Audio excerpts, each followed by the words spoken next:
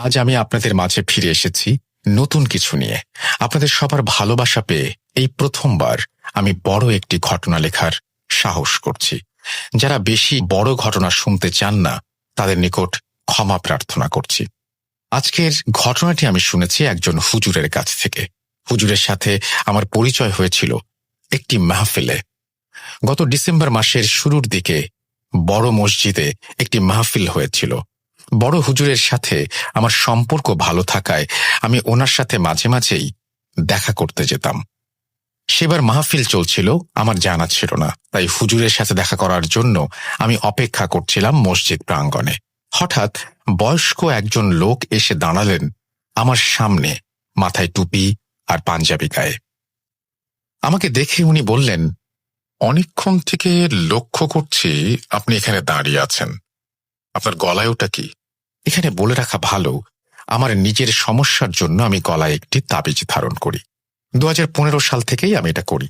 বর্তমানে সেটি আমি প্রতিদিন ব্যবহার না করলেও মাঝে মাঝে ব্যবহার করে থাকি। লোকটার প্রশ্ন শুনে আমি থতমত খেয়ে দুই পাশে আর পেছনে তাকিয়ে দেখি সেখানে আমি ছাড়া বলার মতো কেউ নেই। তখন আমি সেই লোকটির দিকে তাকিয়ে বললাম, আপনি কি আমার সাথে কথা বলছেন?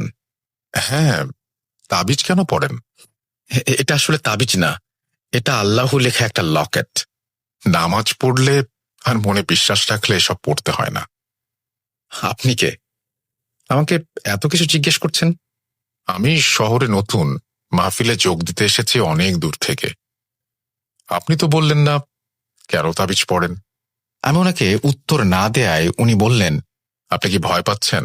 ভাবছেন আমি তাবলিগ জামাতের লোক, আপনাকে দলবদ্ধ করে নিয়ে বয়ান শোনাবো? না না না, আমি অমন কেউ নই। বলতে পারেন আমি আল্লাহর একজন বান্দা। আমি ওনাকে বললাম, আপনি শুনে কি করবেন? আমি আপনাকে বিশ্বাস করব কিভাবে? উনি একগাল হেসে বললেন, আরে মসজিদে দাঁড়িয়ে আমি আপনাকে মিথ্যা বলবো? আমার তো জীবন প্রায় শেষ। আমি ওনাকে আর কিছু না বলে মসজিদের বারান্দায় নিয়ে গিয়ে বসি। উনিও আমার সাথে এসে বসেন। একটু পর পর উনি ওনার বুকে হাত দিচ্ছিলেন এমনভাবে যে মনে হচ্ছিল উনি বুকে ব্যথা পাচ্ছেন। আমি ওনাকে জিজ্ঞেস করলাম, কি হয়েছে আপনার? এমন করছেন কেন? উনি বললেন, জীবন বড় বিচিত্র বাবা। আমি এখান থেকে ওখানে ঘুরে বেড়াই। আমার কোনো পরিবার নেই, বিয়েও করিনি। শেষ বয়সে একাই মরতে হবে। জানতে চাও কেন এমন করছি? আমি আগ্রহ নিয়ে বললাম, জি বলেন। এরপর উনি ওনার ব্যাগ থেকে একটা বাক্স বের করলেন। বাক্স খুঁড়তেই দেখলাম ওটা একটা পানের বাক্স। উনি নিজে একটা পান বানিয়ে খেলেন আর আমাকেও একটা বানিয়ে দিলেন। পান খেতে খেতে উনি আমাকে এমন একটি ঘটনা বললেন যা আমি কখনো শুনিনি আর ভাবতেও পারিনি। আমি হলপ করে বলতে পারি এমন ঘটনা আপনারাও কখনো শোনেননি। ঘটনাটি আমি হুজুরের ভাষায় বলছি আর আমার অনিচ্ছাকৃত ভুল ত্রুটির জন্য ক্ষমা প্রার্থনা করছি। বলছেন হুজুর।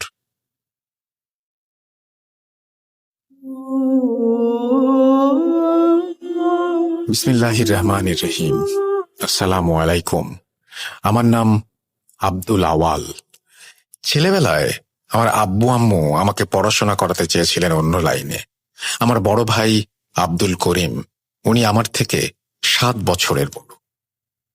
আমার বয়স যখন 14 বছর, তখন আমার ভাই একজন হুজুর হিসেবে মসজিদে কাজ করতেন। আমার আম্মু ছিলেন না। আমার জন্মের 5 মাস পরে উনি হঠাৎ একদিন মারা যান। আব্বু বেশি শিক্ষিত আর ধনী না হবার ফলে আমার ভাইয়াকেই সংসার দেখতে হতো বলে ভাইয়া খুব বেশি বয়সের আগেই মাদ্রাসায় চাকরি আর কাজ করতে লেগে যান। আমার ভাইয়া কবিরাজি চিকিৎসাও শিখেছিলেন, খুব বেশি না হলেও মোটামুটি শিখেছিলেন বলা যায়। একদিন সকালে আমাদের বাসায় একটা অল্প বয়সী ছেলে আসে, যার বয়স ছিল আমার থেকেও কম। সে এসে আমার ভাইয়াকে ডেকে বলেছিল, করিম ভাই, বড় হুজুর ডাকে আপনাকে, এখনই যাওয়া লাগবে। আমার ভাই কিছু না ভেবেই চলে গেলেন। এর পরদিন আমার ভাই সন্ধ্যায় বাড়ি ফিরে এলেন। আমার আব্বু কাঠের দরজা মেরামত করার জন্য পেরেক আর হাতুড়ি নিয়ে কাজ করছিলেন তখন। আমি তখন রুমে বসে পড়াশোনা করছিলাম। আমি রুম থেকে দেখলাম আমার ভাইয়া আমার আব্বুর সাথে কথা বলছেন। ভাইয়া স্বাভাবিকভাবে আব্বুকে বলছিলেন, আমাকে কেন হুজুর বানালেন আব্বা? আমি তো হতে চাই নাই। আপনি আমাকে হুজুর বানালেন আর বড় হুজুর বানালেন কবিরাজ। আমি সব কিছুই চাই নাই। এই কথা শুনে আমার আব্বু ভাইয়াকে বললেন, কি কি বলছিস তুই? আল্লাহর রাস্তায় পড়াশোনা করে আফসোস করছিস? জাহান্নামে যেতে চাস?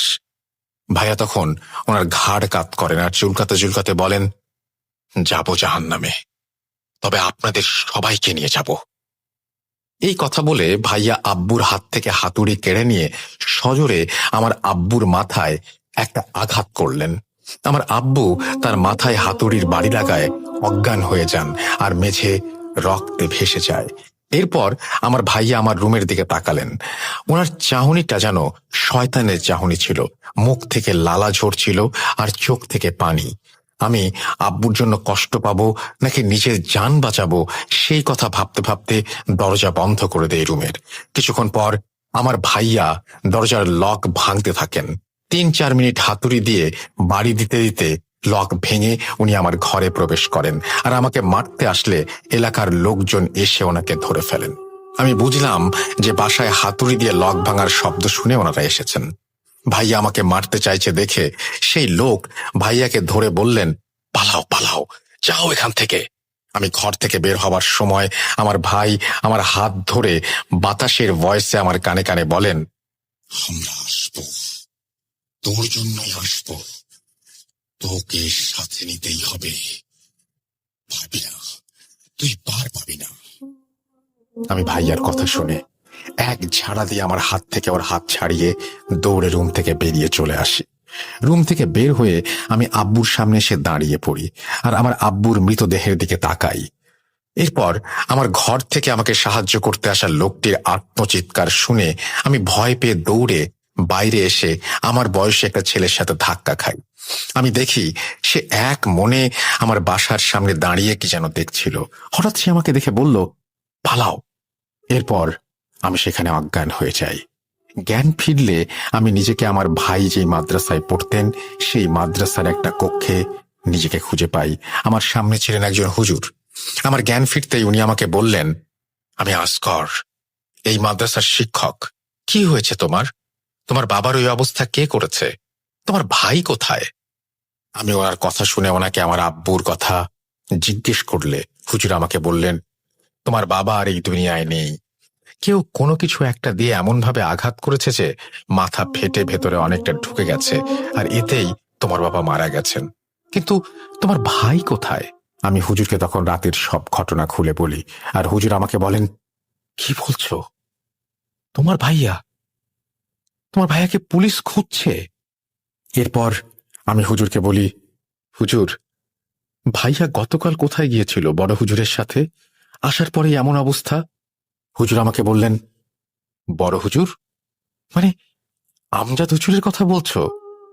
আমি মাথা নেড়ে হ্যাঁ বোধক সম্মতি জানাতেই উনি বললেন, তোমার ভাইয়াকে আমজাদ হুজুর একটা রোগীর বাড়ি নিয়ে গেছিলেন গতকাল, চলো ওনার সাথে দেখা করি। এরপর হুজুর আমাকে আমজাদ হুজুরের কাছে নিয়ে গেলেন। উনি বললেন, গতকাল তোমার ভাইয়াকে নিয়ে জিনের আসর হয়েছে এমন একটা রোগী দেখতে গিয়েছিলাম। ছেলেটা ছিল তোমার বয়সী। রোগীর পরিবারের ভাষ্য মতে জিনের আসর ছিল তার ওপর, কিন্তু তেমন কিছুই ছিল না বলে আমি তোমার ভাই সেখান থেকে চলে আসি। এরপর তোমার ভাই আমাকে বলে, হুজুর আমি বাসায় যাই, আমার জরুরি কাজ আছে, এই বলে সে চলে যায়। এরপর ভোরের দিকে আমাকে ঘুম থেকে জাগিয়ে মাদ্রাসার একজন ছাত্র বলে, করিমদের বাসায় ঝামেলা হচ্ছে। এই কথা শুনে আমি আসগর হুজুরকে তোমাদের বাসায় পাঠাই। উনি সেখানে গিয়ে দেখেন তুমি বাইরে পড়ে আছো। কি হয়েছে? আমি তখন আমজাদ হুজুরকে সব ঘটনা খুলে বলি। এও বলি যে ভাইয়া বাসায় আসার পর থেকেই খুব বাজে আচরণ করছিলেন আব্বুর সাথে। তার মুখ দিয়ে লালা ঝরছিল আর চোখ কেমন যেন হয়ে গিয়েছিল। আমজাদ হুজুর এই কথা শুনে বললেন, জিনের আসর হয়েছিল মনে হয় তোমার ভাইয়ার ওপর। আমি তোকে চিনি, ওর তো এমন করার কথা না। কি হয়েছে বুঝতে পারছি না। এরপর আমজাদ হুজুর আসগর হুজুরকে বললেন আমাকে ওনার ঘরে নিয়ে যেতে। আসগর হুজুর আমাকে ওনার ঘরে নিয়ে আসলে আমি ওনাকে বলি যে ভাইয়া আমাকে বলেছেন যে সে আসবে, আর আরো কি সব। এর মানে কি? আসগর হুজুরের মুখে তখন এক কালো ছায়া পড়ে যায়, আর উনি বলেন, খোদ শয়তানের বাদশা, তোমার ভাই খুব বেশি খারাপ কিছুর হাতে বন্দী। তোমার ভাইকে খুঁজে পেতে হবে, আর আর আমাদের তৈরি থাকতে হবে। খারাপ কিছু মানে? তুমি ছোট, এখন এত কিছু বুঝবে না। আমাকে তৈরি করুন হুজুর, আমি কবিরাজি শিখব, আল্লাহর কালামের শক্তি অর্জন করব। আমাকে শিখান, ভাইয়াকে খুঁজে বের করে ওকে আমি ভালো করে তুলব। এই রাস্তা থেকে পালাবার বা পেছন ফেরার কোনো উপায় নেই বাবা। তোমার ভাই আমাদের আমজাদ হুজুরের ছাত্র ছিলেন, ভালো ছেলে ছিলেন উনি। তুমিও ওর পথে হাঁটবা? তুমি কি রাজি আছো নিজের জীবন বদলে ফেলতে? তুমি ভালো ছাত্র, সামনে আল্লাহর ইচ্ছা থাকলে ভালো ভবিষ্যৎ তোমার। তুমি কি সেই সুন্দর ভবিষ্যৎ ত্যাগ করবা? আল্লাহ আমাকে এই মোড়ে এনেছেন হুজুর, আপনি আমাকে শেখান। আমি আমার বাবাকে হারালাম আজ, আমার ভাইকে আমার খুঁজে পেতে হবে। সে আমার একমাত্র পরিবার এখন। এরপর হুজুর আমাকে কবিরাজি আর আল্লাহর রাস্তায় শয়তানের বিরুদ্ধে একজন যোদ্ধা হিসেবে তৈরি করতে রাজি হন। বছরে বছর চলে আমার শিক্ষা। এভাবে 12টা বছর কেটে যায়। আমি শিখেছিলাম, আর বিভিন্ন জায়গায় আমার ভাইকে খুঁজছিলাম। আমার ভাইকে আমি কোথাও খুঁজে পাচ্ছিলাম না, আর আমি শয়তানি কোনো অস্তিত্ব অনুভব করিনি এই 12 বছরে। আস্তে আস্তে দিন পার হতে থাকে, আর আমি আমার ভাইয়ের খোঁজ করা জারি রাখতেই থাকি, কিন্তু আশা যেন প্রায় ছেড়েই দিয়েছিলাম। এর কয়েক বছর পর একদিন আসগর হুজুর আমাকে ডেকে বললেন, আউয়াল, তুমি এখন প্রস্তুত। এই 16-17 বছরে আমি তোমাকে কখনোই কোনো কাজে নিয়ে যাইনি, তবে একটা সমস্যা পেয়েছি যার চিকিৎসার কাজ করতে হবে। যাবে আমার সাথে? তোমার ভাই যদি কখনো ফিরে আসে তবে তোমাকে তার ভেতরে থাকা শয়তানের মোকাবেলা করতে হবে।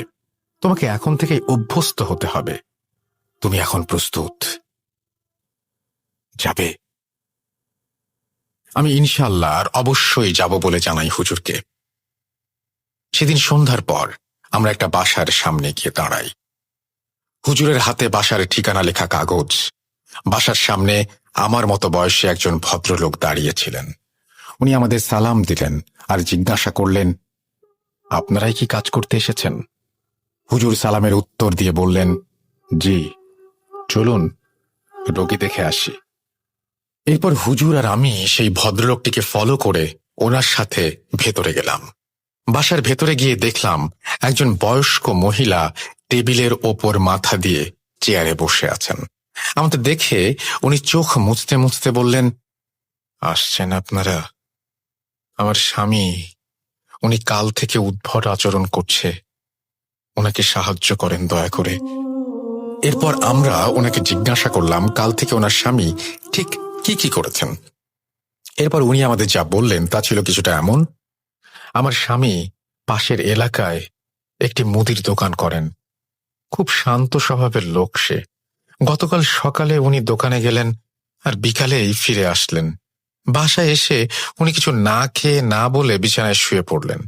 আমি বারবার বললাম খেয়ে নাও খেয়ে নাও, কিন্তু সে আমার কথা মনে হয় শুনেই না। সন্ধ্যাবেলায় সে হঠাৎ ঘুম থেকে জেগে উঠে বাইরে চলে গেল। 1-2 ঘন্টা পরে বাসায় এসে আমাকে বলতে লাগলো যে ভাত খাবে সে। আমি তাকে ভাত দিলাম।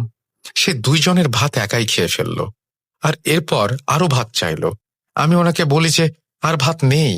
এই কথা শুনে উনি উঠে এসে আমার চুলের মুঠি ধরে আমার মাথা দেয়ালের সাথে বাড়ি দিতে লাগলেন, আর বলতে লাগলেন, কতদিন খাই না, ও না ডাকলে খাওয়াই হয় না। ওই ছেলেকে ধন্যবাদ, ও না থাকলে সর্দার আমাদের ডাকেই না, মরবি, সব মরবি।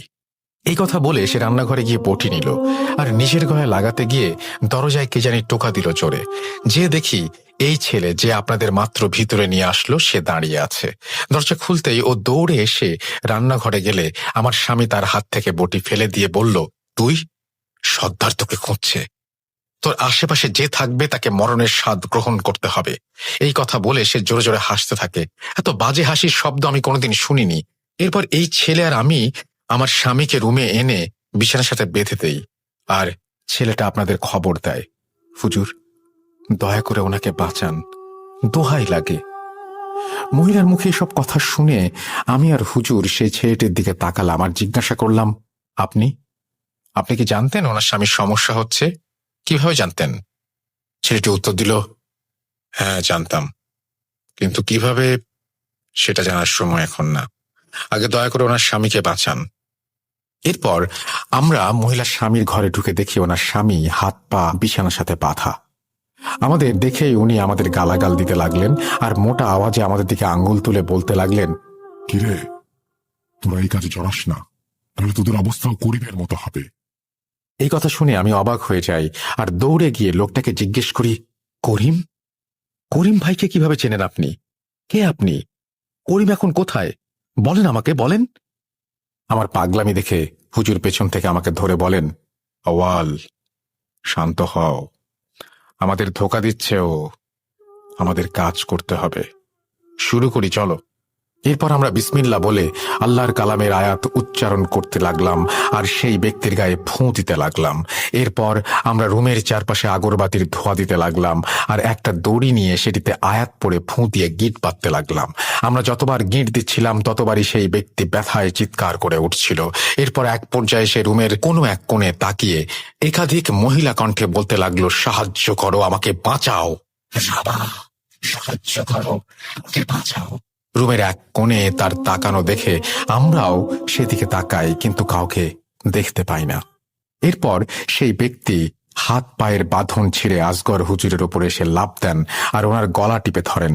আমি আর আমার বয়সী সেই ছেলেটা ওনাকে ধরে হুজুরকে মুক্ত করি, আর সেই ছেলেটা মহিলার স্বামীকে ধরে বাঁধার চেষ্টা করতে গেলে আমি হুজুরকে ধরে উঠাচ্ছিলাম। হুজুরকে উঠিয়ে আমি সেই লোকের দিকে তাকিয়ে দেখলাম সেই লোকটি আমার বয়সী ছেলেটির কানে কানে ঠান্ডা হয়ে শুয়ে শুয়ে কি যেন বলছে।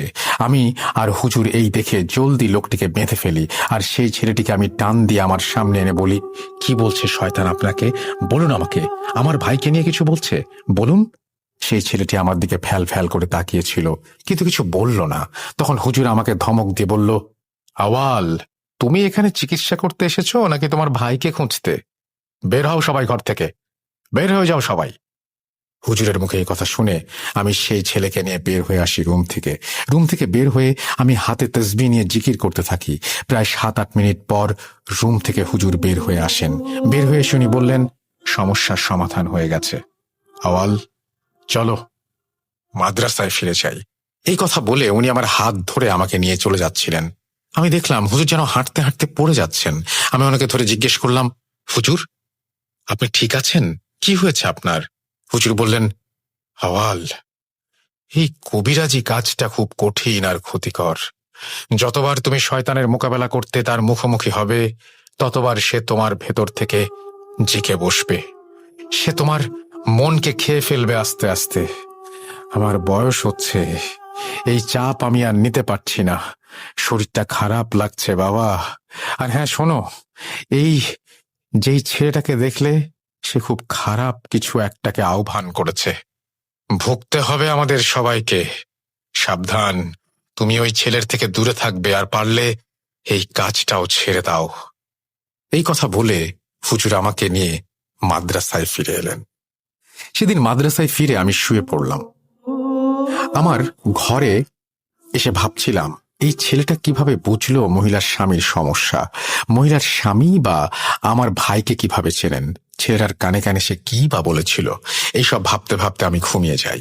পরদিন সকালে আমি ঘুম থেকে উঠে সকালের খাবার খেতে বসলে আসগর হুজুরকে অনুপস্থিত দেখে ওনাকে ডাকতে ওনার রুমে যাই। অনেকক্ষণ ডাকাডাকির পরেও উনি দরজা না খুললে আমরা সবাই দরজা ভেঙে রুমে ঢুকে দেখি হুজুর মারা গেছেন। বিছানায় পড়ে আছে ওনার ভয়ার্ত মৃতদেহ, চোখ দুটো খোলা আর ভয়ে মুখটা হাঁ ছিল ওনার। আমরা ওনার চোখ বন্ধ করে দিয়ে মসজিদে ঘোষণা দিয়ে ওনার জানাজা পড়িয়ে ওনার দাফন কাজ সম্পূর্ণ করি। আমি হুজুরের দাফন শেষে নিজেকে অনেক একা ভাবতে থাকি। কাঁদছিলাম বসে বসে, আর ভাবছিলাম বাবা মারা যাবার পর, আমার ভাইকে হারানোর পর হুজুরই আমার পরিবার ছিলেন।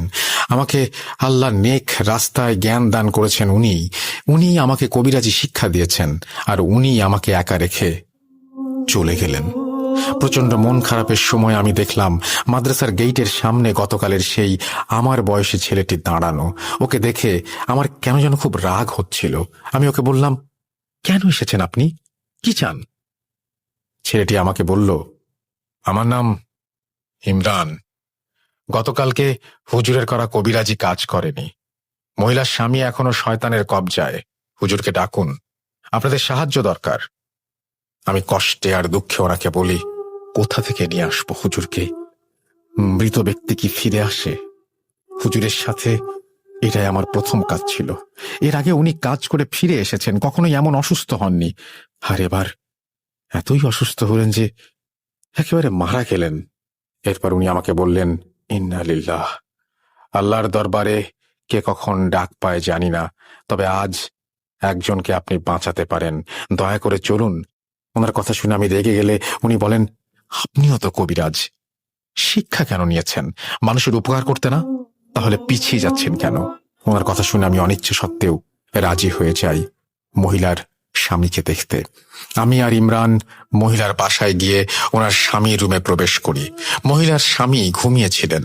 আমি ওনার পাশে বসে ওনার হাতে আতর লাগিয়ে হাতে মালিশ করছিলাম, আর ওনার কনিষ্ঠাঙ্গুলি চেপে ধরতেই লোকটি চিৎকার দিয়ে মোটা গলায় বলে উঠল, রাবা, সাহায্য কর, আমি তোমার কৃতদাস, আমাকে সাহায্য করো। আমি তখন লোকটার আঙুল চেপে দেয়া বাড়িয়ে দিয়ে জিজ্ঞেস করি, কে তুই? কেন এই মানুষটাকে কষ্ট দিচ্ছিস? জানিস না মানুষের শরীর কবজা করা বারণ? কে তুই বল।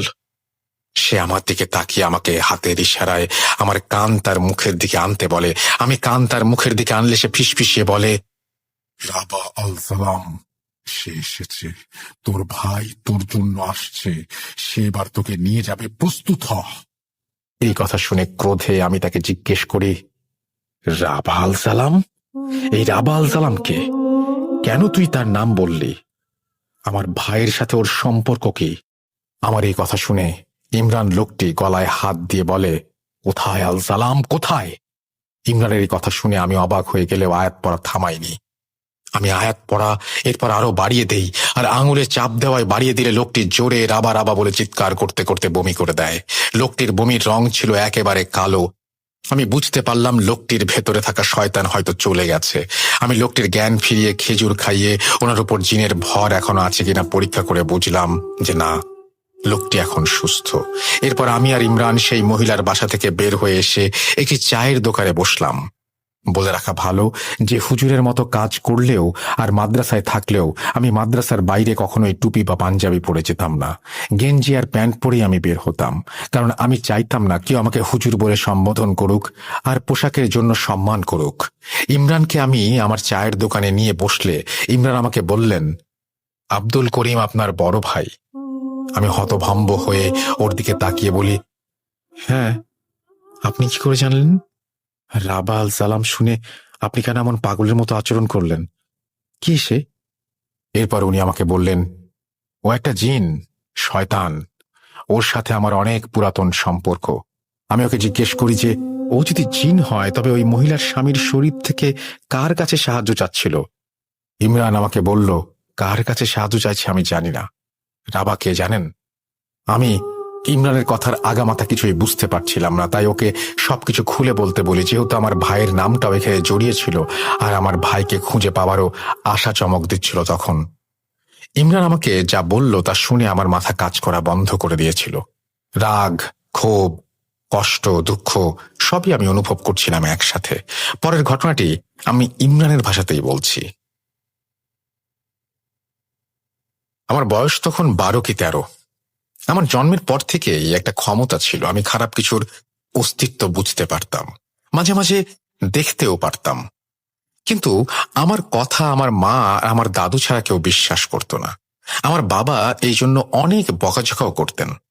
আমাদের গ্রামে একটা মিথটি ছিল গ্রামের উত্তর পাশের দিঘিটিকে নিয়ে। প্রতি রমজানের ঈদের পরের দিন সেই দিঘির কাছে যাওয়া নাকি বারণ ছিল।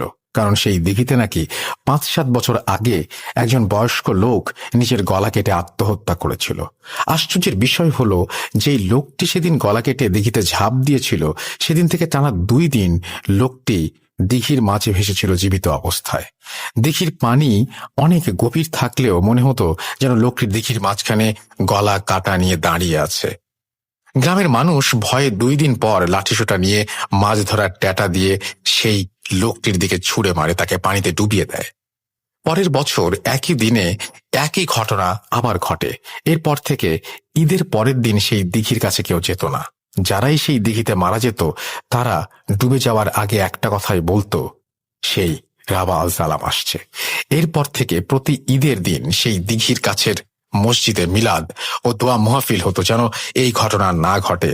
আমি এই কথাগুলো বিশ্বাস স্থাপন করতে না পারায় এক রমজানের ঈদের পরের দিন মাগরিবের সময় সেই দিঘির কাছে যাই।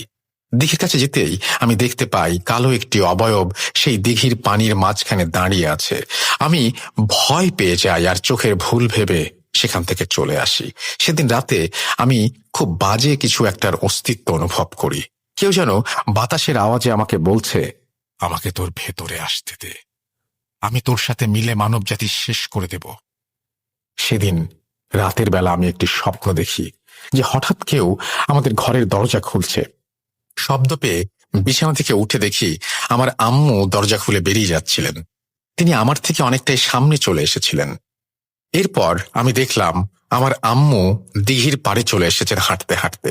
হঠাৎ আমি দেখলাম আমার আম্মু দিঘিতে ঝাঁপ দিলেন। এই দৃশ্য দেখে যে কেউ যেমন তার মাকে বাঁচাতে এগিয়ে যাবে, আমিও তেমন আচরণ করিনি। আমার কাছে বিষয়টা খুব ভালো লেগেছিল। এদিকে আমার আব্বু আর দাদু জেগে উঠে আমাকে আমার আম্মুকে খুঁজতে দিঘির পাড়ে চলে আসেন আর দেখেন যে আমি দিঘির পাড়ে দাঁড়িয়ে আছি আর আমার আম্মু দিঘির পানিতে ছটফট করছেন। এই দেখে আমার আব্বু আমার আম্মুকে বাঁচাতে দিঘিতে নামতে লাগলেন, কিন্তু উনি আমার আম্মুকে বাঁচাতে পারেননি। এরপর আমার আর কিছু মনে নেই। পরের দিন আমার চোখ খুললে আমি দেখি একজন হুজুর আর আপনার ভাই করিম আমার সামনে বসে আছেন। সাথে আছেন আমার আব্বু আর আমার দাদু। শুরুতেই আমি স্বপ্নের কথা মনে হতেই আমার আম্মুকে খুঁজতে থাকি, কিন্তু কিছু বলার আগেই আমার আব্বু আমার গলা টিপে ধরেন। অপয়া একটা, নিজের মায়ের সাথে আমার মাকেও খেলি তুই, তুই মরে যাস না কেন? আমার দাদু আমার গলা থেকে আমার আব্বুর হাত ছাড়িয়ে দিলে আমার দাদু কাঁদতে কাঁদতে বলেন, এইটা কি হলো দাদু ভাই?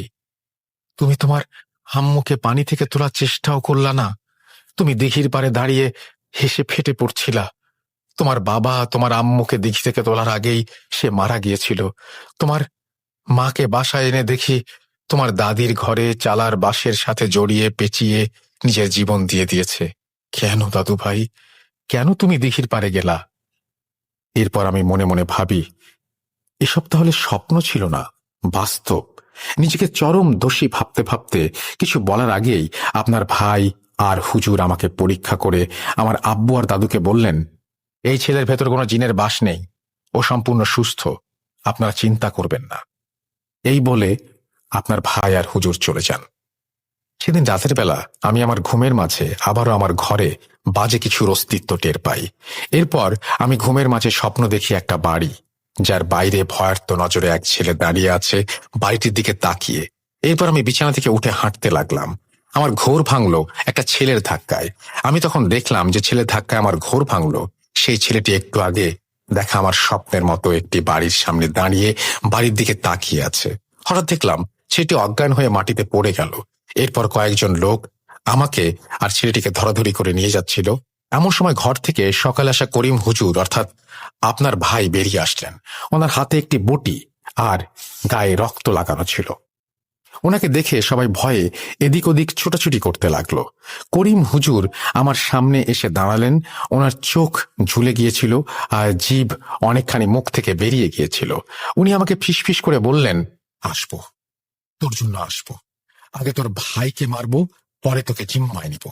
নাম মনে রাখিস, মারসান রাবা আল সালাম। এই কথা শেষ হতেই আমি অজ্ঞান হয়ে যাই।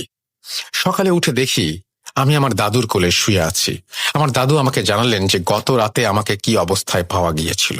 দাদুর কথা শুনে আমার আব্বু বললেন, শয়তান, এই ছেলে আমাদের ঘরের শয়তানের প্রতিনিধি হয়ে জন্মেছে। আরে ওকে বের করে দাও, বের করে দাও আব্বা, বের করে দাও। আর কত জীবন খাবে ও জানি না, বের করো। আব্বুর এই কথা শুনে আমার দাদু ঠিক করেন আমাকে শহরে আমার চাচার বাসায় পাঠিয়ে দেওয়া হবে। পরের দিন সকালে আমাকে আমার দাদু গ্রামের একজন পরিচিত লোকের সাথে করে শহরে পাঠিয়ে দেন। সেখান থেকে আমি পড়াশোনা করি আর একটা রেস্টুরেন্টে কাজ করি। আমি প্রতি রাতে মারজানকে অনুভব করি। ও আমাকে কবজা করেছিল, আর আমার ছোটবেলা থেকে কিছু জিনিস দেখার ক্ষমতা আছে জন্য আমি মাঝে মাঝে বুঝতে পারি যে মারজান কার ক্ষতি করছে। যেই মহিলার স্বামীকে বাঁচালেন আজ, সেই লোক আমার খুব কাছের ছিলেন। আমি যে রেস্টুরেন্টে কাজ করি তার বাইরের একটি দোকানের মালিক ছিলেন। উনি খুব আদর করতেন আমাকে। বহুদিন পরে আমি ঘুমিয়ে স্বপ্ন দেখছিলাম যে লোকটির ক্ষতি হচ্ছে, যেমনটা আমার আম্মুর বেলায় আর আপনার বেলায় দেখেছিলাম যে ওই মহিলার স্বামীর ক্ষতি হচ্ছে। তাই ঘুম থেকে উঠে দৌড়ে ওনাদের বাসায় চলে যাই। আমার বাসা আর ওনার বাসায় একই রোডে। রাতে মাঝে মাঝে আমরা একসাথে ফিরতাম। ওনার বাসায় কখনো যাইনি, কিন্তু চেনা ছিল আমার। আমি যেদিন প্রথম মারজানের কবজায় গিয়েছিলাম, সেদিন আপনার ভাই আর হুজুর আমাকে দেখতে আসলে মারজান আপনার ভাইয়ের শরীরে চলে যায় আর আপনার আব্বুকে মেরে ফেলে। আর এখন সে আপনাকে মারার জন্য খুঁজছে। ইমরানের মুখে এই ঘটনা শুনে আমি চায়ের দোকানের বেঞ্চ থেকে দাঁড়িয়ে যাই আর ওর মুখে সজোরে একটা ঘুষি মারি আর বলি, তুই দায়ী। আমার ভাইয়ের এই অবস্থার জন্য তুই দায়ী। আমার আব্বুর মৃত্যুর জন্য তুই দায়ী। আমার এমন অবস্থার জন্য তুই দায়ী। তুই সেদিন কেন মরে গেলি না? তাহলে ভাই তোদের বাসায় যেত না আর আমাদের এসব কিছু হতো না।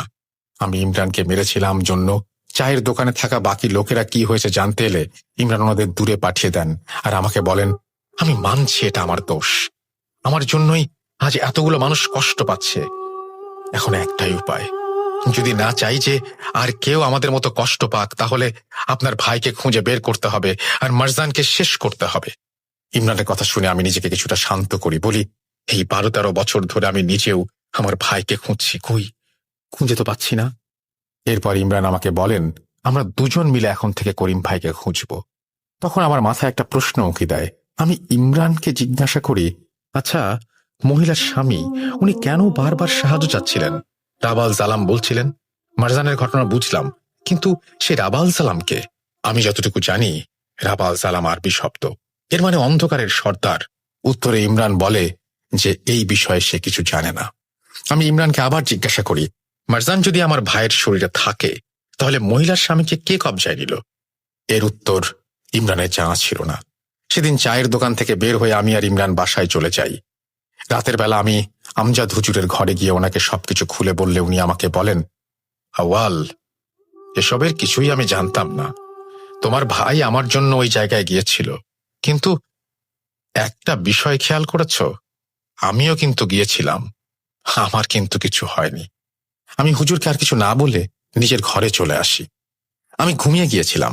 এমন সময় আমার ঘরের দরজায় জোরে জোরে কয়নারার শব্দ পেলাম। আমি দরজা খুলে দেখি মাদ্রাসার এক ছাত্রের সাথে ইমরান দাঁড়িয়ে আছে। আমাকে দেখে বলল, আওয়াল ভাই, আমার বাড়িওয়ালার অবস্থা ওই মহিলার স্বামীর মতো, দয়া করে দেখবেন, চলুন। আমি কিছু না ভেবে আগরবাতি, আতর, একটা দড়ি নিয়ে চলে যাই ইমরানের বাড়িওয়ালার বাসায়। ওনার বাসায় গিয়ে আমরা দেখি বাড়িওয়ালার ছেলে আর স্ত্রী বসে আছে ভয়ার্ত চেহারায়। আমাকে দেখে ওনারা কাকুতি মিনতি শুরু করতে লাগলেন ওনাদের বাবার জীবন বাঁচানোর জন্য। আমি ওনাদের জিজ্ঞেস করলাম কি হয়েছে। বাড়িওয়ালা ছেলে যা বললেন তা ছিল কিছুটা এমন, আমার বাবা বৃদ্ধ মানুষ, হার্টের পেশেন্ট। প্রায় 1 মাস আগে স্ট্রোক করে উনি প্যারালাইজড হয়ে যান। আজ সন্ধ্যায় আমি আর আমার স্ত্রী নামাজ পড়ছিলাম। সাধারণত আমরা একসাথে নামাজ পড়ি না, কিন্তু আজ আমরা একসাথে এশার নামাজ পড়ছিলাম।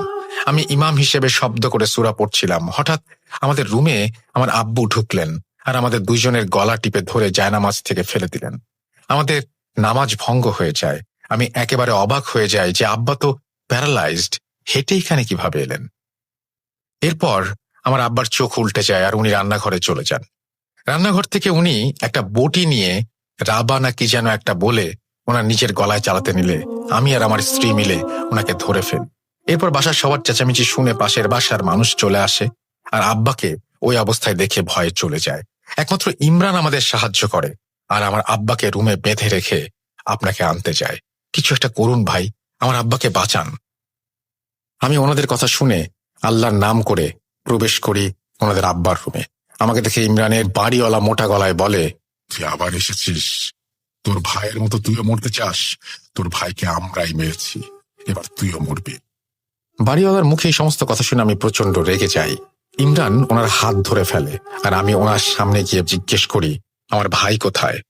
আল জালামকে, মারজানকে? সে আমাকে কিছুই বলতে চায় না।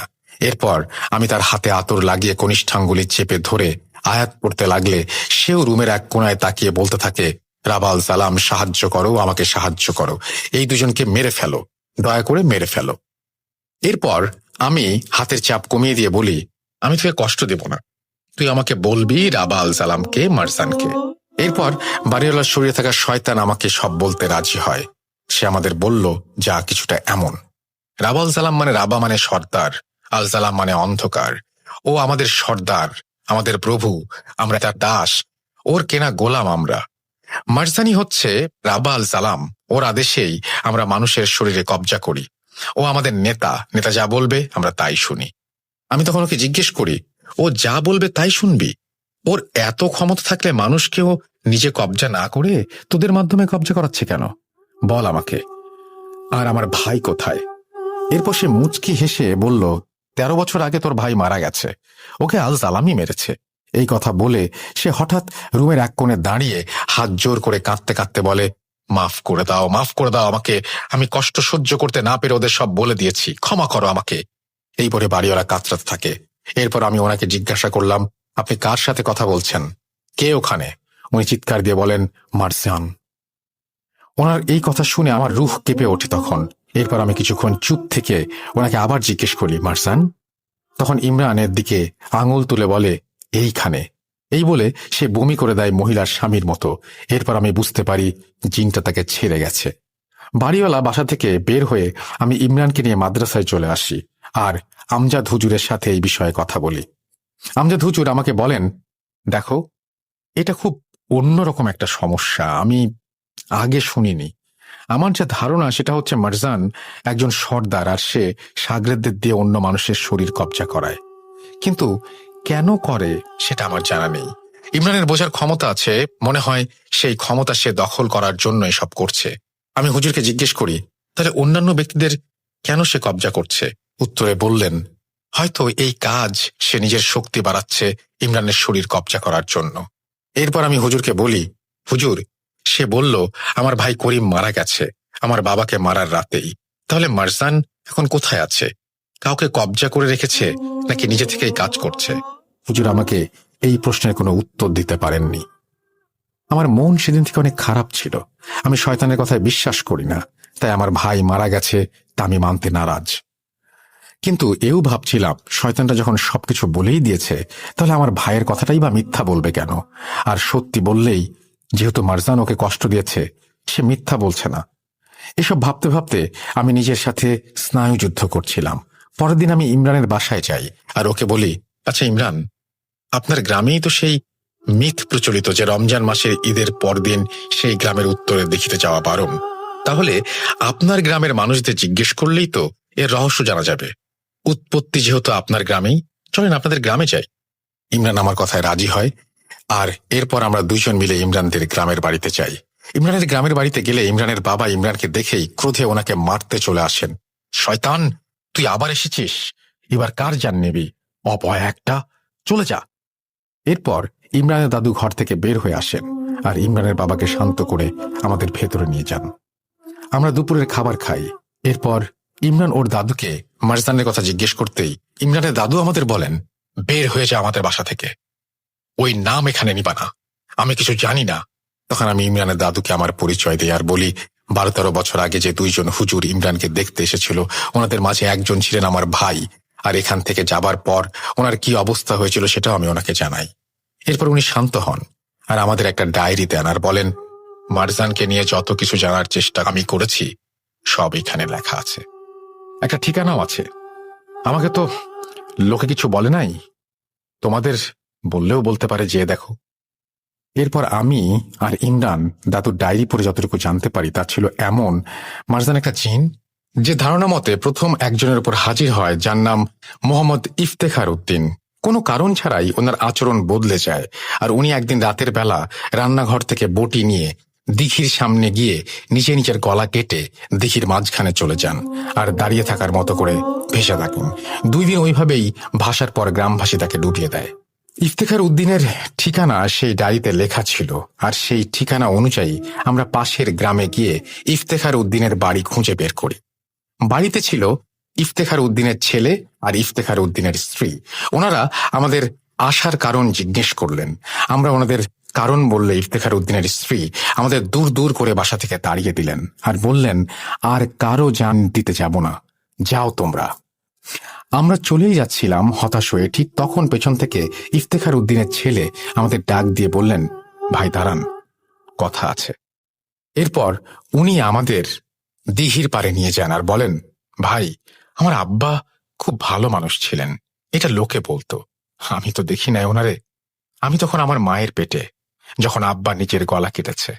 তবে আমি জন্মের পরে ময় মুরব্বীদের কাছে শুনেছিলাম যে আমার নানা আসছিল, সে নাকি আমার আব্বা মরার 1 বছর আগে একইভাবে নিজের গলা কেটেছিল। ওনার নাম জয়নাল মণ্ডল, ওনার বাড়ি পাশের গ্রামেই, ওইখানে খোঁজ নেন। এই বলে ইফতেখার উদ্দিনের ছেলে আমাদের ঠিকানা দিয়ে চলে যান। এরপর আমরা পাশের গ্রামে চলে যাই আর সেখানে জয়নাল মণ্ডলের বাসা খুঁজে বের করি। জয়নাল মণ্ডলের বাড়িতে ওনার নাতি পরিবার পরিজন নিয়ে বাস করছেন। ওনার নাতি আমাদের আসার কারণ জেনে বললেন, এই শয়তান আবার জেগেছে, সব দোষ আমার দাদির। আমি তখন ওনাকে এর মানে জিজ্ঞেস করলে উনি বলেন, আমার দাদি ছিল একটা ডাইনি, সবসময় মানুষের ক্ষতি করে বেড়াতো টাকার লোভে। জিন পালতো সে, দূর দূরান্তের গ্রাম থেকে মানুষ আর বাচ্চা কাচ্চা বশ করে নিয়ে আসতো সে। আমরা কিচ্ছু জানতাম না, তখন সব গ্রামের আশেপাশের অনেক ঘন জঙ্গল ছিল, তাই মানুষ ভাবত যে যারা হারাচ্ছে তারা হয়তো জঙ্গলে সাপ বা জন্তুর হাতে মরছে। দাদি ছিল খুব চালাক, যাদের সংসারে খুব ঝামেলা হতো তাদের সে বলে দিত, তাই ওই লোকেরা খুঁজে না পাওয়া গেলে মানুষ ভাবত যে তারা হয়তো সংসার ত্যাগ করেছে। বাচ্চাগুলো আনতো যখন গোসল করতে দিঘি বা পুকুর পাড়ে ঝাঁপ দিত, মানুষ ভাবত তাদের ছেলে মেয়েগুলো হয়তো পানিতে ডুবে গেছে। ভাবছেন এগুলো আমরা জানলাম কিভাবে? বলি শোনেন। একবার আমার দাদি রোজার শুরু থেকে এতই অসুস্থ হলো যে বিছানায় পড়ে গেল।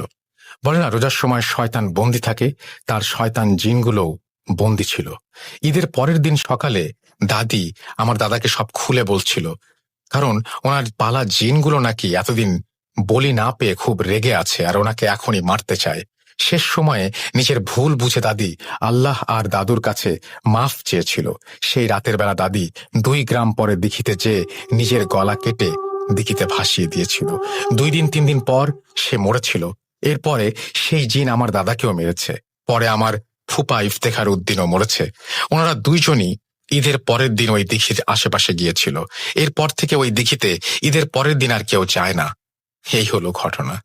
এরপর উনি আমার আর ইমরানের পরিবারের জন্য দুঃখ প্রকাশ করে আমাদের বিদায় জানালেন। আমরা শহরে ফিরে আমজাদ হুজুরের সাথে বিষয়টি নিয়ে আলাপ করি। হুজুর আমাদের বলেন যে মারজান নাকি এখন এসব ক্ষমতার জন্যই করছে বলে উনি মনে করেন। বলি নিয়ে সে ক্ষমতা বাড়িয়েছে আর এখন সে এমন একজনকে চাচ্ছে যার অতি প্রাকৃত কিছু বোঝার ক্ষমতা আছে, কারণ ওর মাধ্যমে হয়তো সে কোনো কাজ হাসিল করবে বা ওর শরীরে নিজেকে লুকিয়ে ফেলতে পারবে। কারণ ইমরান ছোট থেকেই মারজানের শত্রু, তাই তার শরীরে গেলে কেউ ইমরানকে সন্দেহ করবে না, আর ইমরানের ক্ষমতা কাজে লাগিয়ে সে মানুষের ক্ষতি করবে, আরো শক্তিশালী হবে। হুজুর আমাদের এও জানালেন যে আমাদের সবার আগে মারজানকে খুঁজে বের করতে হবে যে আসলে সে কার শরীরে আছে। এরপর আমি আমার ঘরে চলে যাই আর ইমরান ওর বাসায় চলে যায়। সেদিন রাতে আমি বিষয়গুলো নিয়ে ভাবছিলাম, হঠাৎ আমার মাথায় একটা জিনিস বাড়ি খায়। ইমরানের বাড়িওয়ালা বলেছিল, তোর ভাইকে আমরাই মেরেছি। তাহলে কি আমার ভাইয়ের ওপর মারজান ভর করেনি কখনো? আমার ভাইয়ের কাছ থেকে পালানোর সময়ও কি সে বলেছিল যে আমরা আসবো? এও বলেছিল ও আসবে, ইমরানকে বলেছিল আসবো, নাম মনে রাখিস মারজান। এরপর বলেছিল রাবাল জালাম, মানে অন্ধকারের সর্দার। মারজানের সাগরের জিনগুলো ওকে রাবাল জালাম ডাকত, কিন্তু ও তো নিজেকে এই নামে ডাকবে না। আর আমরা আসব এর মানে তো মারজান জানবে না, কারণ মারজান আসলে সে বলতো আমি আসব। আমার এই কথাগুলো আমি সাথে সাথে আমজাদ হুজুরকে জানাই। আমজাদ হুজুর আমাকে বলেন, আচ্ছা আওয়াল, এমনও তো হতে পারে মারজান কখনো ইমরানের শরীর থেকে বেরই হয়নি, সে তার এক শাগরেদকে দিয়ে করিমকে কবজা করিয়েছিল। তাহলে কি ইমরানই মারজান? হুজুরের এই কথা শুনে আমার পায়ের নিচ থেকে মাটি সরে যায়। আমার খটকা লাগতে শুরু করে, কারণ ইমরানের বাড়িওয়ালাকে যখন জিজ্ঞেস করেছিলাম যে মারজান কোথায়, সে ইমরানের দিকে আঙুল তুলে বলেছিল এইখানে। তাহলে কি ইমরানই মারজান? এই ভেবে আমি আমার তসবিহ আর প্রয়োজনীয় জিনিস নিয়ে ইমরানের বাড়িতে রওনা দেই। ইমরানের বাড়ি যেতে যেতে আমি ভাবছিলাম, আমি কি তাহলে মারজানের সাথে থেকেই মারজানকে খুঁজছি? ভাবতে ভাবতে আমি ইমরানের বাসায় পৌঁছে যাই। ইমরানের বাসায় পৌঁছে আমি ওর ঘরে বসে ওকে জিজ্ঞেস করি, ইমরান, ছোটবেলায় যেদিন আমার ভাই আর আমজাদ হুজুর আপনার বাড়িতে এসেছিলেন, সেদিন আপনারা কয়জন ছিলেন ঘরে? উনি বললেন 5 জন। আমি জিজ্ঞেস করি কে কে? উনি উত্তর দেন, আমি, আব্বু, দাদু, আপনার ভাই আর আমজাদ হুজুর। আমি ইমরানকে বলি, আমার ভাই আমার বাসার সামনে আপনাকে কি বলেছিল মনে আছে? উনি বলেছিলেন যে আসবো, তোর জন্য আসবো, নাম মনে রাখিস মারজান, রাবা আল সালাম। ইমরান বলল হ্যাঁ। আমি বললাম, আর আমাকে কি বলেছিল খেয়াল আছে? আমাকে বলেছিল আসবো।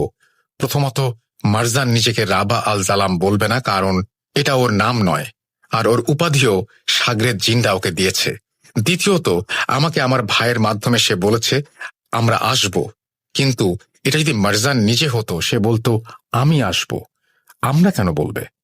আমার কথা শুনে ইমরানও এই বিষয়গুলো নিয়ে ভাবতে থাকে আর আমার দিকে তাকাতে থাকে। একটু থেমে সে বলল, আপনি কি ভাবছেন আমি মারজানের কবজায়? আপনি আমাকে সন্দেহ করছেন? আমি তখন ইমরানকে বলি, আমাকে মাফ করবেন, কিন্তু আমি আপনাকে সন্দেহ করছি। এর যথেষ্ট কারণ আছে। প্রথমত, আপনি যে রেস্টুরেন্টে কাজ করেন তার সামনে দোকানের মালিক যার সাথে আপনার ভালো সম্পর্ক, তাকে জিন কবজা করেছিল। আপনার বাড়িওয়ালাকে কবজা করেছিল। আপনার আশেপাশে যারা আছে তাদের সবারই কেন এমন হচ্ছে? কোনো উত্তর আছে? আমাকে প্রমাণ দিন আপনি মারজান নন। এরপর ইমরান রেগে গিয়ে আমাকে জোরে একটা ধাক্কা দিয়ে রুম থেকে বের হয়ে যায় আর বলতে থাকে, ছোটবেলা থেকে আমি ওকে খুঁজে বেড়াচ্ছি, প্রতিশোধ নিতে চাচ্ছি, আর আপনি বলছেন আমি মারজান? বাহ! এরপর আমি ওনার হাত ধরে বলি, সরি, কিন্তু আমাকে এটা করতেই হবে। এরপর আমি আমার হাতে থাকা তসবিহ পড়ে, আমার জানা আয়াতগুলো পড়ে ইমরানের মাথায় হাত লাগিয়ে দেই, ওর কনিষ্ঠাঙ্গুলি চেপে ধরি, ওর মুখে পবিত্র খেজুর গুঁজে দিয়ে দোয়া পড়তে থাকি। কিন্তু কোনো কিছুই আসর করছিল না ওকে। মনে হচ্ছিল যে সে একেবারে স্বাভাবিক, তার শরীরে জিনের কোনো ভর নেই। এরপর আমি ওনাকে বলি, চলুন মসজিদে নামাজ পড়ব।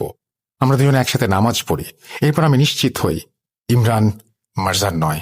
আমি দ্বিতীয় দ্বিধায় পড়ে যাই, তাহলে মারজান কার শরীরে লুকিয়ে আছে? কোনো সন্দেহ নেই যে সেদিন উপস্থিত 5 জনের মাঝেই মারজান একজনের ভেতরে আছে, কারণ ইমরানের দাদা বাড়ি থেকে বের হবার রাস্তা সেখানে উপস্থিত 5 জন ছাড়া আর কেউ জানে না। এরপর আমি ইমরানকে জিজ্ঞেস করি, আপনার বাবার আচরণ কেমন মনে হয় না আপনার?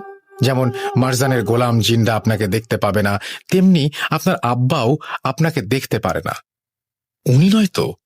এরপর আমরা দুজন মিলে আবার ইমরানের দাদুর বাড়িতে ফিরে যাই আর ওনার বাবার ঘুমানোর জন্য অপেক্ষা করতে থাকি। এরপর ওনার বাবা ঘুমালে আমরা ওনার বাবার মাথায় তসবিহ পড়ে আল্লাহ কালাম উচ্চারণ করে ফুঁ দিয়েও কোনো প্রতিক্রিয়া পাচ্ছিলাম না। আমরা তখন বুঝতে পারলাম যে না, ইমরানের আব্বাও মারজান না, কোনো জিনেরই কবজায় নেই সে। এরপর আমরা ইমরানের দাদুর বাড়ি থেকে বের হয়ে আসি।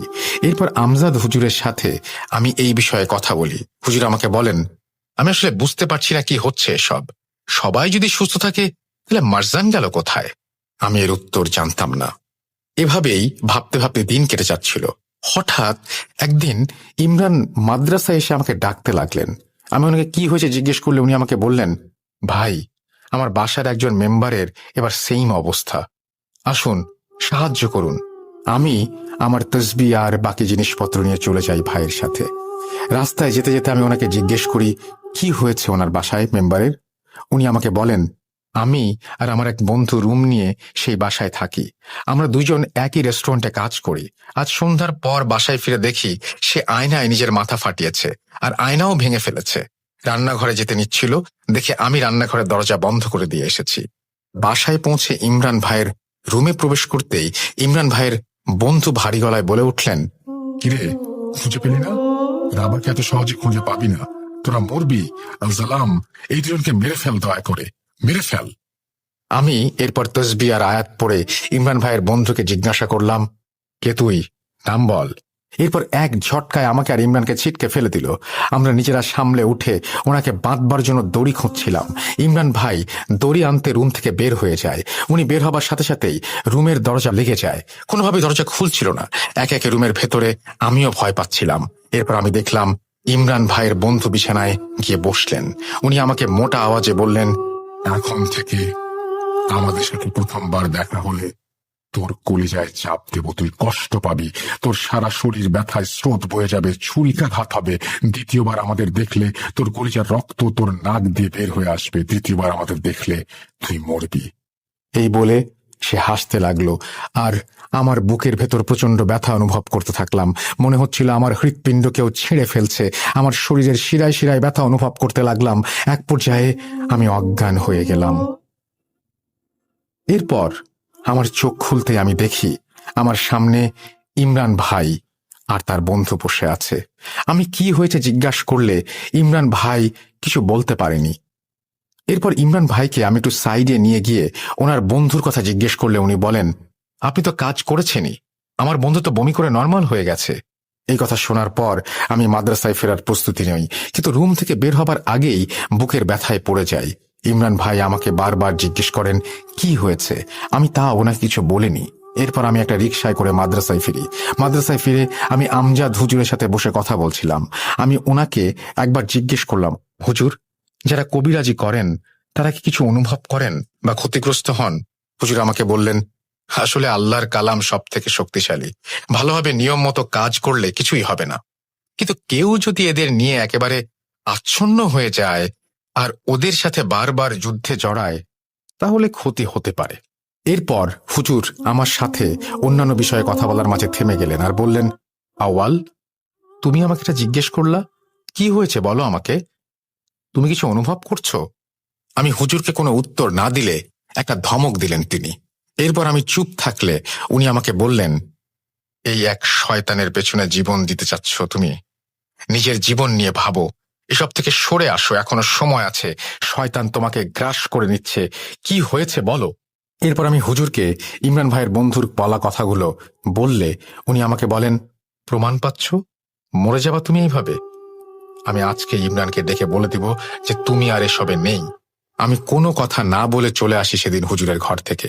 5 দিন পর মাদ্রাসায় এলেন এক ভদ্রলোক তার ছেলের সমস্যা নিয়ে। যথারীতি আমি ভদ্রলোকের ছেলেকে দেখতে যাই। ভদ্রলোকের বাসায় গিয়ে ওনার ছেলেকে দেখলাম। দেখে মনে হচ্ছিল সে নর্মাল। আমি ভদ্রলোককে জিজ্ঞেস করলাম, আপনার ছেলের সমস্যা কি আসলে? উনি বললেন, আমার ছেলেটা খুব শান্ত স্বভাবের, কখনোই রাগারাগি করে না। কিছুদিন ধরে স্কুলের টিচারদের সাথে পর্যন্ত হাতাহাতি করছে, বাজে গালাগাল দিচ্ছে, আর রাত হলে জানালার পাশে বসে কার সাথে যেন কথা বলছে। জিজ্ঞেস করলে বলে মারজানের সাথে কথা বলছে। ভদ্রলোকের এই কথা শুনে আমি ওনাকে থামিয়ে দিয়ে বলি, কি বললেন? মারজান? হ্যাঁ, মারজান। আমার ছেলে এই নামটা বারবার বলে আর ভয়ে একেবারে জড়সড় হয়ে যায়। এরপর আমি ভদ্রলোকের ছেলেকে বলি, দেখো বাবা, আমাকে তুমি বন্ধু ভাবতে পারো, তুমি কি কাউকে দেখো, কিছু অনুভব করতে পারলে আমাকে বলো। সে আমাকে বলে সে বিভিন্ন বাজে চেহারার কিছু জিনিস দেখে যা মানুষ না, তারা নাকি ওকে ধরতে চায়। বাজে চেহারার মানুষগুলো যখন ওকে ধরতে পারে না তখন একটা বড় কালো ছায়া আসে তাদের মাঝ দিয়ে। সেই ছায়া সামনে এলে বাজে চেহারার জিনিসগুলো নাকি সেই ছায়া মূর্তিটিকে কুর্নিশ করে 2 দিকে সরে যায় এবং সামনে জায়গা করে দেয়। ওই ছায়াটিই নাকি মারজান। এরপর আমি বুঝতে পারি যে এই ছেলেটাও জিনের কবজায় যেতে চলেছে। আমি এরপর সেই ছেলেটাকে একটা তাবিজ দেই, যে তাবিজ তাকে শরীরে ধারণ করতে হবে না। এই তাবিজটা ওর বিছানায় রাখতে হবে বলি আর ওকে শরীর বন্ধ করার দোয়া শিখিয়ে দেই। এরপর আমি সেখান থেকে চলে আসতে নিলেই সেই ছেলেটা ভারী গলায় বলে, আওয়াল, আমি করিম, তোর ভাই, আমাকে দেখবি না? ওর কথা শুনে আমি হতভম্ব হয়ে পেছনে তাকাই আর দেখতে পারি যে ছেলেটাও জিনের কবজায় চলে গেছে। শয়তানগুলো বুঝতে পেরেছিল যে আমার দেয়া ওষুধ এখান থেকে ওদের দূর করতে পারত, তাই ওষুধের কাজ শুরু হবার আগেই ধরে ফেলেছে ছেলেটাকে। আমি ছেলেটার বাবাকে আর বাসায় থাকা আর একজন পুরুষ মানুষকে দিয়ে ছেলেটার হাত পা ধরে রাখি আর আমি আয়াত পড়া শুরু করি। আউযুবিল্লাহি মিনাশ শাইতানির রাজিম পড়তেই আমার বুকে ব্যথা অনুভব করি। ধীরে ধীরে ব্যথাটা আমার শরীরে ছড়িয়ে যায়। এরপর আমার নাক দিয়ে রক্ত পড়া শুরু হয়। আমাকে দেখে ছেলেটা হাসতে থাকে আর ভারী গলায় বলে, বলেছিলাম না পরের বার মরবি। রাবা, ওকে এখনই মেরে ফেলো না, ও মরে যাক, মেরে ফেলো ওকে। ছেলের এই কথা শুনে আর আমার এই অবস্থা দেখে ছেলের বাবা আমাকে ধরতে এলে আমি ইশারা দিয়ে ওনাকে থামিয়ে দেই আর খুব কষ্টে দোয়া পড়তে থাকি। ছেলেটি আমাকে বলে, এত দম তোর, এত দম তোর, হার মানবি না। এরপর আমি রুমে থাকা সবাইকে আয়াতুল কুরসি জোরে জোরে পড়তে বলি। সবাই আয়াতুল কুরসি পড়ছিল আর আমার জানা দোয়া কালাম আমি পড়ছিলাম। সবার আয়াতুল কুরসি পড়া শেষ হলে আমি আমার তসবিহ ছেলেটার মাথায় দিতেই সে মারজান বলে অজ্ঞান হয়ে যায়। এরপর অচেতন অবস্থায় পড়ে যেতে নিলে আমাকেও কেউ পেছন থেকে ধরে ফেলে আর বলে, আওয়াল, তোমাকে বারণ করেছিলাম এসব কাজ করো না। আমি বুঝতে পারি এটা আমজাদ হুজুরের গলা। আমি স্বাভাবিক হয়ে আমজাদ হুজুরকে জিজ্ঞেস করি, হুজুর, আপনি এখানে কেন? হুজুর বলেন, তুমি আমাকে না বলে আবার এসেছো। মাদ্রাসার একজন ছাত্র আমাকে জানিয়েছে তুমি নাকি কাজে গেছো। এরপর আমি এখানে চলে এসেছি তোমাকে থামাবার জন্য। এসে দেখি তুমি নিজেই থেমে যাচ্ছ। আমি এবার আমজাদ হুজুরকে কিছু বলিনি আর ওনার সাথে মাদ্রাসায় চলে আসি। মাদ্রাসায় যাবার পর উনি আমাকে বলেন, তোমাকে ইমরানের কাছ থেকে দূরে থাকতে বলেছিলাম না? তাহলে কেন আবার গেছো? আমি বললাম, হুজুর, এটা ইমরানের আনা কোনো সমস্যা না, এটা তো ছেলেটার বাবা তার ছেলের জন্য নিয়ে এসেছিল। হুজুর আমাকে বললেন, তাহলে তোমার বুকে ব্যথা হলো কেন? মারজান নাম ছেলেটা কিভাবে বলল? আমি কিছুটা অবাক হয়ে যাই। হুজুর কিভাবে জানলেন আমার বুকে ব্যথা হয়েছিল? আর ছেলেটা যে মারজান নাম বলেছে সেটাই বা তিনি কি করে জানলেন? আমি হুজুরকে কিছু না বলে আমার ঘরে চলে আসি। আমার মনে এবার হুজুরের বিষয়ে সন্দেহ হতে থাকে। সেদিনের 5 জনের মাঝে কয়জন বাকি আছে যাদের পরীক্ষা করা হয়নি ভাবতে থাকি। আমার ভাই নেই, ইমরান নয়, ইমরানের বাবা নয়, বাকি থাকে ইমরানের দাদু আর হুজুর। আমি এরপর কিছু না ভেবেই ইমরানের কাছে চলে যাই আর ওকে বিষয়টা জানাই। ইমরানকে আমি জিজ্ঞেস করি, কোনোভাবে কি আমজাদ হুজুর হতে পারে মারজান? তখন ইমরান কিছুক্ষণ ভেবে আমাকে খুব চাঞ্চল্যকর একটা তথ্য দেয়। প্রথমবার যে মহিলার স্বামী জিনের কবজায় গিয়েছিল তার বাসায় সেদিন সকালে নাকি আমজাদ হুজুর মিলাদ পড়ানোর জন্য দাওয়াত পেয়ে এসেছিলেন। ইমরান নাকি দেখেছিল। এরপর আমরা প্যারালাইজড লোকটা অর্থাৎ ইমরানের বাড়িওয়ালার বাসায় গিয়ে জানতে পারি যে বাড়িওয়ালার ছেলে যেদিন বিকালে তার বাবার সুস্থতা কামনার জন্য হুজুরকে বাসায় এনেছিলেন। এরপর সর্বশেষ ছোট ছেলেটার বাসায় হুজুর নিজেই গিয়েছিলেন। সর্বশেষ কার বাসায় গিয়েছিলাম জানতে চাইলেন। তখন ইমরান আমার কাছে। আমি ওনাকে পরিচয় দিতে উনি বলেন, ওই লোকটাকে জানেন? আমি বললাম, কে? উনি বললেন, ওই লোকটা আমি যে রেস্টুরেন্টে কাজ করি সেটার মালিক। আমার আর বুঝতে বাকি রইল না যে মারজান আর কেউ নয়, মারজান হচ্ছে আমজাদ হুজুর। এতগুলো বছর ধরে মারজান হুজুরেরই শরীরে বসবাস করছে। আমি ইমরানকে জিজ্ঞাসা করি, আপনি এই বিষয়গুলো আমাকে আগে বলেননি কেন? ইমরান বললেন, হুজুর মিলাদ আর দোয়া করতে এসেছেন এখানে, সমস্যা কিভাবে বুঝবো বলেন? এরপর আমি ইমরানের সাথে বাজারে গিয়ে একটা তসবিহ কিনি আর মাদ্রাসার সামনে আসি। আমি ইমরানকে সরাসরি তার গ্রামের বাড়ি চলে যেতে বলি। এরপর আমি মাদ্রাসার ভেতরে গিয়ে আমজাদ হুজুরকে বলি, হুজুর, গ্রামে একটা দাওয়াত আছে, আজ যাবেন? হুজুর যেতে রাজি হলেন। আমি কৌশলে হুজুরকে নিয়ে চলে যাই ইমরানের গ্রামের বাড়িতে। হুজুর আমাকে রাস্তায় বারবার জিজ্ঞেস করছিলেন, কোথায় যাচ্ছি, এই রাস্তায় কেন যাচ্ছি? আমি হুজুরকে বলেছিলাম যে এদিকে আপনি আগেও এসেছিলেন না ইমরানের চিকিৎসা করতে। আমরা ইমরানের বাসায় কিছু দূর পরে একটা বাসায় নিমন্ত্রণ পেয়েছি, ওখানেই যাচ্ছি। এরপর হুজুর আমাকে কিছু জিজ্ঞেস করেননি। আস্তে আস্তে আমরা চলে এলাম। এবার হুজুরকে আমি বলি যে আমরা ইমরানের বাসাতেই যাচ্ছি। একটু সামনেই দেখা যাচ্ছিল ইমরান ওর বাবা আর দাদুকে নিয়ে দাঁড়িয়ে আছে। এতক্ষণে ইমরান ওর দাদা আর বাবাকে সব বুঝিয়ে ফেলেছেন। আমি হুজুরকে পরীক্ষা করার জন্য আমার কিনে আনা নতুন পড়া তসবিটা হুজুরের সামনে এগিয়ে দিয়ে বলি, আপনার জন্য উপহার এনেছি একটা, মারজান। আমার কথা শুনে আমজাদ হুজুরের চেহারার রং বদলে যায়। এরপর উনি কিছু বলেন না। আমি জোর করে ওনার হাতে তসবিহ দিলে উনি সেটা ফেলে দেন। আমি এবার পেছন থেকে ওনার চোখে একটা সাদা কাপড় বেঁধে দেই আর সবাই মিলে ওনাকে ধরে ইমরানের বাসার ভেতরে নিয়ে যাই। এরপর ওনাকে গোল বৃত্তে বানিয়ে বসাই। উনি সেখানে বসলে আমি ওনাকে জিজ্ঞেস করি, কেন এতগুলো জীবন কোনো দামি কি নেই? আমজাদ হুজুর ভারী গলায় বলেন, আমার বলি চাই, আমার ইমরান চাই। ও আমার চেয়ে অনেক ক্ষমতাশীল। ওর শরীরে আমি থাকতে পারিনি, তাই এতদিন এত সব জিন বশ করে আর মানুষের ক্ষতি করে ক্ষমতা লাভ করেছিলাম। আমি যেন ইমরানের উপর ভর করতে পারি। আমাকে তোরা আমার কাজ করতে দে। এই কথা বলার পরে আমি বুকে প্রচন্ড ব্যথা অনুভব করতে থাকি আর মাটিতে লুটিয়ে পড়ি। আমাকে তখন মারজান বলতে থাকে, তৃতীয়বার এখন তোর সময় শেষ। আওয়াল বারণ করেছিলাম, সাবধান করেছিলাম তোকে যাস না, এই কাজ করিস না। তুই মানলি না, এবার তুই বলবি। এরপর আমি অচেতন হয়ে যাই এবং অচেতন হয়ে যাওয়ার অবস্থায় চলে যাচ্ছি দেখে ইমরান উঠে দাঁড়িয়ে মারজানকে বলছে, আমার দোষ সব। আমার জন্য তুই আওয়ালের ভাইকে মারলি, হুজুরকে ধরলি আর আমার মা দাদিকে মারলি। আমি সেদিন দিঘির পারে না গেলে কিছুই হতো না। আর কত জান নিবি তুই? আমাকে চাই তোর, এই নে আমাকে, চলে আয় আমার ওপর। এই বলে ইমরান ওই বৃত্তের ভেতরে নিজের পা নিলে আমি তাকে কোনো রকমে ধরে ফেলি। ইমরান এরপর পড়ে যায় মাটিতে। ওর বাবা আর দাদু ওকে ধরে ফেলে। এরপর আমি ইমরানকে আগে থেকে জোগাড় করে রাখতে বলা একটা খাসি নিয়ে আসতে বলি। ইমরান খাসি নিয়ে আসলে আমি সেই খাসিটার বৃত্তের ভেতর ঢুকিয়ে হুজুরের কনিষ্ঠাঙ্গুলি চেপে ধরি আর সবাইকে দোয়া পড়তে বলি। আমি আমার তসবিহ হুজুরের গলায় ঝুলিয়ে দিয়ে দোয়া পড়তে থাকি আর আমার পায়ের নিচ থেকে মাটি কাঁপছিল আর মুখ দিয়ে পানির মতো রক্ত বের হচ্ছিল। আমি তারপরেও দোয়া পড়েই যাচ্ছিলাম। আমি অজ্ঞান হয়ে যাচ্ছিলাম মনে হচ্ছিল। এরপর আমি ইমরানকে বলি হুজুরের গলা থেকে তসবিহ সরাবার জন্য। ইমরান তসবিহ সরালে অজ্ঞান হবার একটু আগে আমি দেখলাম আমজাদ হুজুর বমি করা শুরু করেছেন আর অজ্ঞান হয়ে গেলেন। এরপর আমিও অজ্ঞান হয়ে যাই। জ্ঞান ফিরতে দেখি আমজাদ হুজুর আমার সামনে শুয়ে আছেন আর খাসিটা এখনো দাগের ভেতরে। হুজুরকে টর্চার করার ফলে মারজান তার শরীর থেকে বের হতে বাধ্য হচ্ছিল। হুজুরের বয়স হয়ে গিয়েছিল, তাই তার শরীর দুর্বল থাকায় মারজান বেশি শক্তি প্রয়োগ করতেও পারেনি। হুজুরের শরীর থেকে বেরিয়ে সে মাধ্যম হিসেবে খাসিটার শরীরে চলে গেছে, কারণ দাগ দিয়ে যাবার সময় রাস্তা বন্ধ করা ছিল। দেখলাম খাসিটা দাগ থেকে বের হবার জন্য ছটফট করছে, কিন্তু বের হতে পারছে না। আমি নিশ্চিত হলাম যে মারজান এখন সেই খাসিটার শরীরে। এরপর আমি, ইমরান ও ইমরানের বাবা মিলে খাসিটার গলায় তসবিহ দিয়ে দোয়া পড়ে মারজানকে খাসির শরীরে বন্দি করে খাসিটাকে নিয়ে গিয়ে সেই দিঘির পারে জবাই করে ফেলে দিয়ে আসি। একটা কবর খুঁড়ে সেখানে ওকে কবর দেই। এরপর হুজুরের জ্ঞান ফিরলে হুজুর এই 12-13 বছরের কিছুই মনে করতে পারেন না। হুজুর মারা গেছেন প্রায় 9-10 বছর হবে। ইমরান এখনো ভালো আছে। ইমরানের বাবা আর দাদু আর বেঁচে নেই বার্ধক্যজনিত কারণে।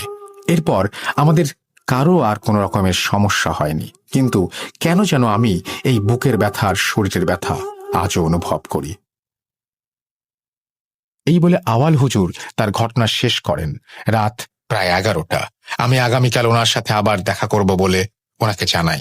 ওনার ফোন নম্বর চাইলে উনি বলেন, বাবা, আমি এদিক ওদিক ঘুরে বেড়াই, বিয়ে শাদী করে নিয়ে বাচ্চা কাচ্চাও নেই, মোবাইল কেনার টাকাই বা পাবো কোথায়, কিনবই বা কি দিয়ে। এরপর আমি সেদিনের মতো বাসায় চলে আসি, কিন্তু আশ্চর্যজনকভাবে আমি পরের দিন গিয়ে হুজুরকে আর পাইনি। ইমাম সাহেবকে জিজ্ঞেস করলে উনি বলেন যে মাহফিলে কত হুজুরই তো আসেন, আওয়াল হুজুরকে সেটা উনি নিশ্চিত হয়ে বুঝতে পারছেন না। আমি ওনাকে চেহারার বর্ণনা দিলে উনি বলেন, গতকাল রাতে মনে হয় এমন কাউকে দেখলাম খুব বিচলিত হয়ে ব্যাগ কাপড় উঠাচ্ছেন। কি হয়েছে জিজ্ঞেস করতেই বললেন যে ওনার খুব জরুরি একটা কাজ আছে, ওনাকে যেতেই হবে। এটা বলে সে চলে যায়। এই ছিল ঘটনা। আজকের এত বড় ঘটনা পড়ে শোনাবার জন্য আপনাকে ধন্যবাদ, আর সময় ও ধৈর্য নিয়ে শোনার জন্য আপনাদেরও ধন্যবাদ। আবার কথা হবে নতুন এপিসোডে নতুন কোনো ঘটনা নিয়ে। সেই পর্যন্ত সবাই ভালো থাকুন, সুস্থ থাকুন আর ভূত.com এর সাথেই থাকুন। আমি সাবিত আজ বিদায় নিচ্ছি। আসসালামু আলাইকুম। ইটস আ লং স্টোরি এবং এরকম স্টোরি আমরা আরো বেশি চাই। বড় স্টোরি সবার পছন্দ, আমারও পছন্দ, আপনাদেরও পছন্দ। সুতরাং আমরাও চাইবো যে বড় স্টোরি আপনারা বেশি বেশি করে পাঠান। এবং আমাদের পাঠানোর নিয়ম তো জানেনই, আমাদের পাঠাতে হলে পাঠাতে হবে russell.booth.com@gmail.com এই অ্যাড্রেসে। আশা করবো যে আপনাদের ঘটনা পেয়ে যাব। আমাদের ফেসবুক পেজ হচ্ছে www.facebook.com/russell.স্বাধীন। আমরা চলে যাব আমাদের পরবর্তী ঘটনায়।